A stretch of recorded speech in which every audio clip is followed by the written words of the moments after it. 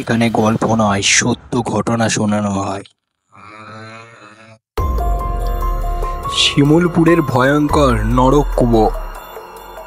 বীরভূমের শিমুলপুর গ্রামটি যেন দিনেও রহস্যে ঢাকা, আর রাতে সেখানে আতঙ্ক ঘনিয়ে আসে। গ্রাম থেকে কিছু দূরে গভীর জঙ্গলের মধ্যে ছিল এক নরক কুয়ো, এক গা শিউরে ওঠা কুয়ো, যেখানে নাকি বহু বছর আগে গ্রামের মানুষ কালো জাদুবিদ্যা চর্চা করত।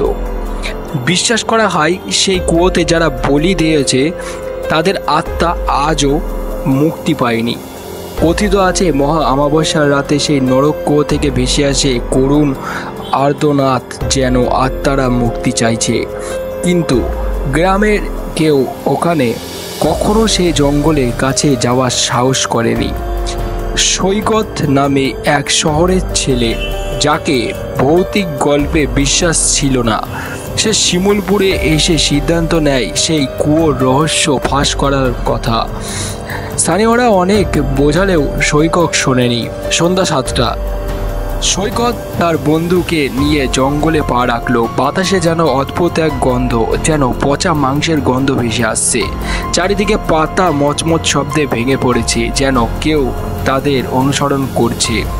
দেখলে কেমন অদ্ভুত আওয়াজ শোনা যাচ্ছে। সৌগতের বন্ধু রাহুল ফিসফিস করে বলল, ভয় পাবি না, এগিয়ে চল, এইসব গল্প কথা। সৈকত যন্ত্র গলায় বলল, রাত 12টা, নরকুয়োর সামনে। কুয়োর ধারে পৌঁছে তারা অবাক হয়ে গেল। পুরনো কালো পাথরের মোড়া সেই কুয়োর চারপাশে ছড়িয়ে আছে মানুষের হাড়গোড়।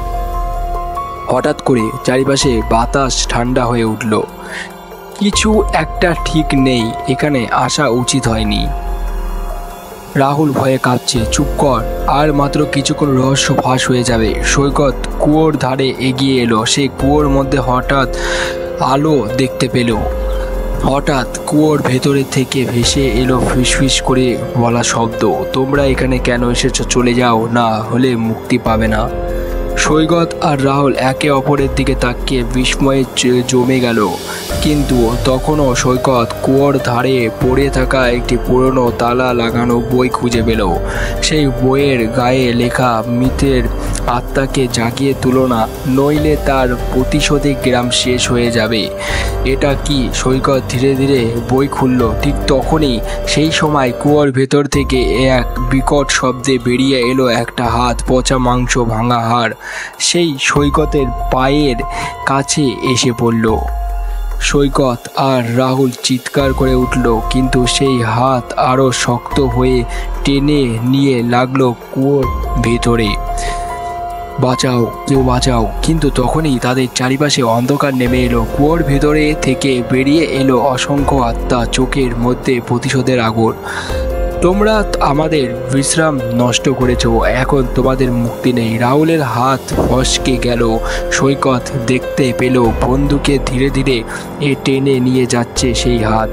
সকালের আলো যখন হলো তখন তারপর দেখা গেল পরের দিন সকালে গ্রামবাসীরা জঙ্গলে গিয়ে খুঁজে পায় শুধু সৈকতের ক্যামেরা।